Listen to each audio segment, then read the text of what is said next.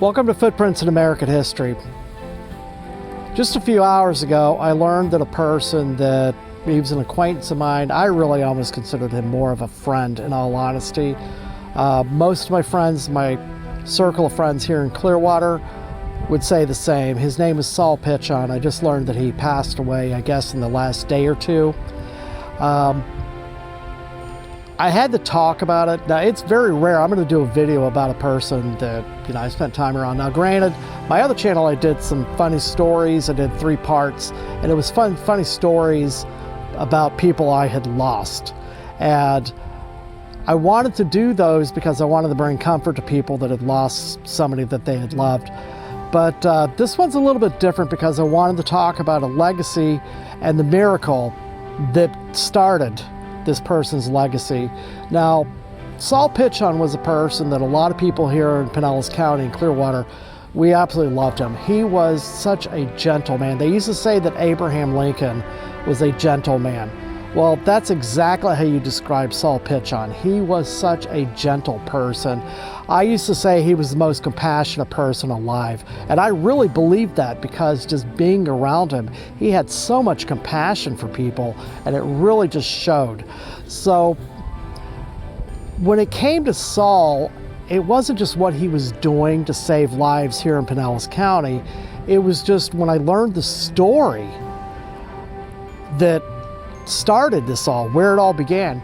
Now, Sol was, if I remember correctly, I believe he was Hungarian descent. And his mother and his father, they were all Jewish. He grew up in a Jewish home. And what happened was when his mother was in her teens, she was taken to Auschwitz Concentration Camp in World War II. I think it was like 1942. And so what happened while his mother was there in the concentration camp, they were doing all these awful experiments on people. Sterilizing women was one of them. And Dr. Josef Mengele, who actually I'm planning to do a story fairly soon about the pursuit of him after World War II, he actually was one of the people that operated on his mother. I mean, they called him the angel of death. He was a very evil man. So he was beginning to operate on her. Now, he had removed an ovary because it was about sterilizing the Jews and killing them and so on. He had removed one of her ovaries. She was only 16.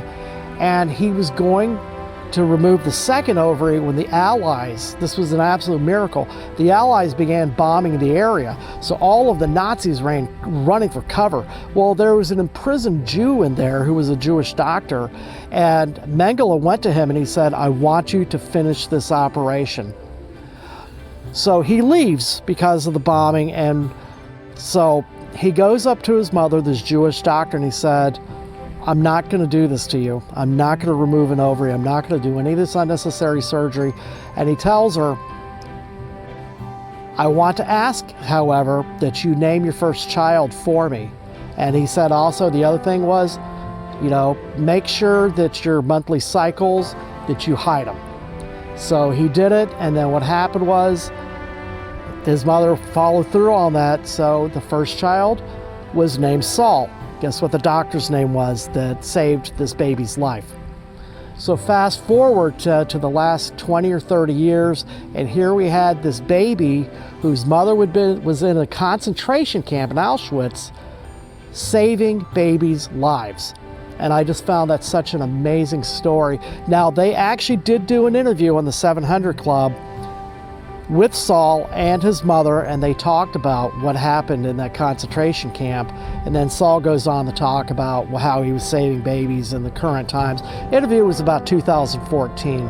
So I'm going to include a link to that in the description so you can watch that testimonial story. In the meantime, I just wanted to make you guys aware of this. I wanted to honor my friend Sol Pitchon because he's going to be missed. He was such a wonderful person. He was such a good human being, and he was so compassionate for people that it's a very rare. I'm going to do a video in honor of somebody, but I had to do this. I could not ignore this. And so in the meantime, I hope you have a great day. Fair winds and following seas. Look in the link if you want to see more about this story.